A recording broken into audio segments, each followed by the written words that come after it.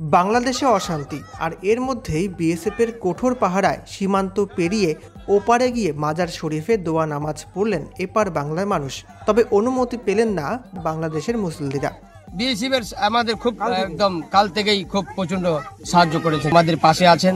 ভারত বাংলাদেশ সীমান্তে রাজগঞ্জের সন্ন্যাসীকাটা ঘেঁষা জুম্মাগছে এই মাজার শরীফে গত ৩৬ বছর ধরে ধর্মীয় অনুষ্ঠান হয়ে আসছে। প্রতিবারই সেখানে দুই বাংলার মুসলিম ধর্মাবলম্বীরা দোয়া নামাজ পড়তে যান। কার্যত মিলন মেলায় পরিণত হয় এই দিনটি। মাজার শরীফ কমিটি সূত্রে জানা গিয়েছে ৩৬ বছর আগে ওই মাজার শরীফ তৈরি করেন রাজগঞ্জের জুম্মাগছের বাসিন্দারাই। তখন সীমান্তে তারের ঘেরা ছিল না।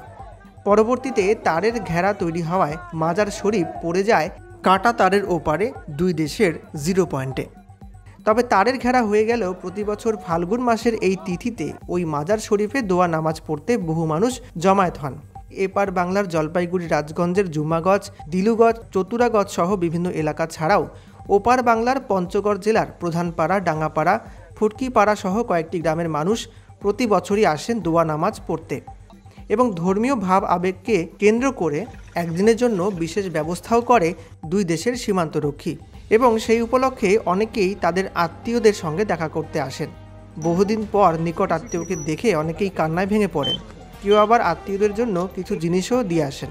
স্থানীয় মানুষের অনুরোধে কয়েক ঘন্টার জন্য অনুষ্ঠান করতে দেওয়া হয়।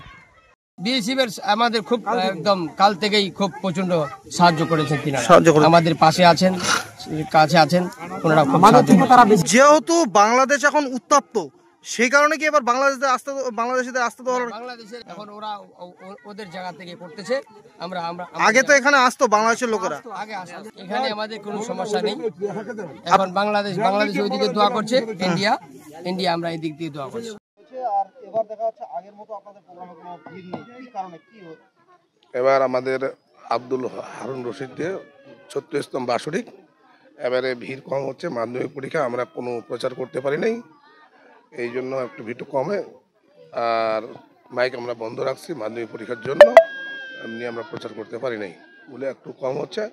সময় আছে এখন ৩টা অবধি, আর বাংলাদেশের সাথে একটু সমস্যা আছে বলে ভিড়টা একটু কম হচ্ছে। মূলত বাংলাদেশের সমস্যার জন্য কি এবার আপনাদের ভিতরে প্রবেশে একটু কোনো সমস্যা হচ্ছে কি? না, সমস্যা হয়নি। বিএসএফ আমাদেরকে সহযোগিতা করছে, আমাদের পুলিশের সহযোগিতা করছে, সমস্যা এমনি কিছু হয়নি। কিন্তু আমাদের মাধ্যমিক পরীক্ষার জন্য আমরা এটা প্রচার করতে পারিনি। এবার প্রতিবার তো আপনারাও এখানে এসে নামাজ পড়েন, এমনকি যারা বাংলাদেশের আছে তারাও আসে। এবার কি সেই ক্ষেত্রে কোনো রকম? না, বাংলাদেশ আসে না, জানি না ওদের কি ব্যাপার আছে, ওরা আসতে দেয় না কি বা আসে না, ওটা বলতে পারবো না। আগে আসতো। এবার কখন থেকে শুরু হয়েছে, কতক্ষণ পর্যন্ত চলবে? ৩টা অবধি চলবে। ৩টা অবধি চলবে।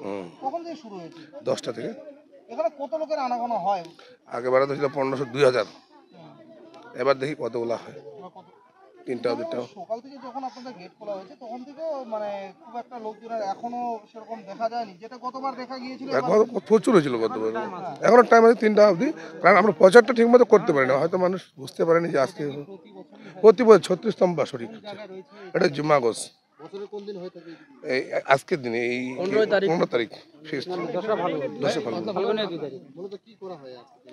আজকে জিয়ারত করা হয়।